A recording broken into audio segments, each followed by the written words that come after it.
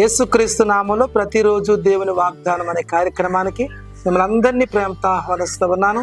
ఈ ఉదయకాల సమయంలో దేవుడు మిమ్మల్ని, మీ కుటుంబాలను, మీ గృహాలను దీవించి ఆస్వాదించును గాక.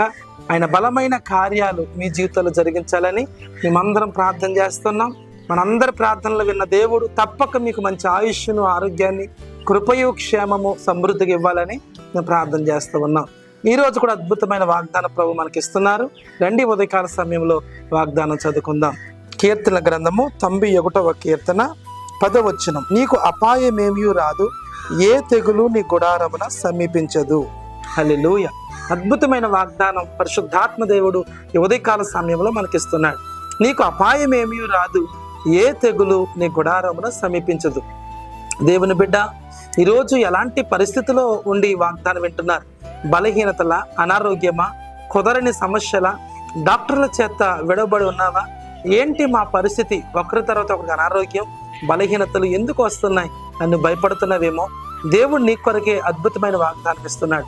నీకు అపాయం ఏమీ రాదు, ఈ రోజు నుంచి ఏ తెగులు నీ గుడారమున సమీపించదు. హల్లెలూయా.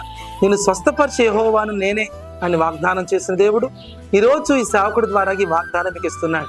నీకు అపాయం ఏమీ రాకుండా నిన్ను కాపాడతాడు, రక్షిస్తాడు. నిన్ను, నీ పిల్లలకి క్షేమాన్ని, ఆశీర్వాదాన్ని ఇస్తాడు. ఏ తెగులు నీ గుడారమున సమీపించదు. నిన్ను గాని, నీ ఇంటిని గాని సమీపించకుండా ప్రతి తెగులును, ప్రతి రోగాన్ని, ప్రతి శాపాన్ని దూరపరచి దేవుని స్వస్థతను, ఆశీర్వాదాన్ని, సంతోషాన్ని మీ జీవితంలో కలుగు చేయాలని పరిశుద్ధాత్మ దేవుడు ఇష్టపడుతూ ఉన్నాడు.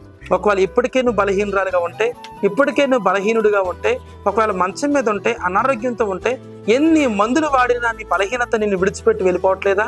యేసు నామములో ఇప్పుడు మనం ప్రార్థన చేయించి ఉండగా గొప్ప స్వస్థత, గొప్ప విడుదల మీ జీవితంలో కలగబోతున్నాయి. నీ దేహానికి మాత్రమే స్వస్థత కాదు, నీ మనస్సుకు, నీ హృదయానికి కూడా ప్రభు స్వస్థత దయచేయబోతున్నాడు. ఏ తెగులు కూడా నీ గుడారమున సమీపించకుండా దేవుడు ఆజ్ఞ ఇవ్వబోతున్నాడు. ఆయన గొర్రెపిల్ల రక్తాన్ని, యేసు రక్తాన్ని ఆయన మీద కుమ్మరించబోతున్నాడు. నీ గుడారం మీద, నీ కుటుంబం మీద కుమ్మరించబోతున్నాడు. ఎక్కడ చూసినా, ఏ మనుషుల్లో చూసినా, ఏ ప్రజల్లో చూసినా, దేశంలో ఎక్కడ వెతికినా బలహీనతలు, అనారోగ్యాలు, రోగములు మనుషులను వెంటాడుతున్నాయి. అయితే దేవుడు ఈ రోజు ప్రత్యేకించి మీతో మాట్లాడుతున్నాడు.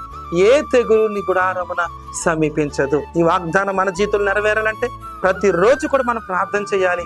ఈ వాగ్దానం ఎత్తుపట్టి ప్రార్థన చేయాలి. దేవుడు తప్పక మన జీవితాల్లో కార్యం చేస్తాడు. ప్రార్థన చేసుకుందామా? పరిశుద్ధము, నమ్మకమైన తండ్రి, మీకు వందనాలు, స్తోత్రాలు. నీకు అపాయం ఏమీ రాదన్నావు, ఏ తెగులు నీ గుడారమున సమీపించదన్నావు గనుక ప్రభువా, ప్రతి శాపము, బలహీనత, అనారోగ్యాలు యేసు నామములో కొట్టివేయండి ప్రభువా. ప్రతి కుటుంబం మీద, ప్రతి గుడారం మీద, ప్రతి ఇంటి మీద యేసుక్రీస్తు గొర్రెపిల్ల రక్తాన్ని చల్లిస్తూ ఉన్నాం. సాతాను శక్తులు లయపరచండి. నీ అద్భుత కార్యాలు, ఆశ్చర్య కార్యాలు, మహిమ కలిగిన కార్యాలు జరిగించండి. ఎంతమంది అయితే ఈ వాగ్దానం వింటున్నారో ఇప్పుడే వారికి ఉన్న ప్రతి బలహీనత నుంచి విడుదల వారు పొందుదురుగాక, స్వస్థత పొందుదురుగాక, అద్భుతమైన కార్యం జరుగునుగాక అని పలుకుతున్నాను. మీరు తాక్కుమని, దీవించమని, స్వస్థపరచమని యేసు నామమున పేరిట అడుగుచున్నాను పరమ తండ్రి. ఆమేన్. ఆమేన్. హల్లెలూయా.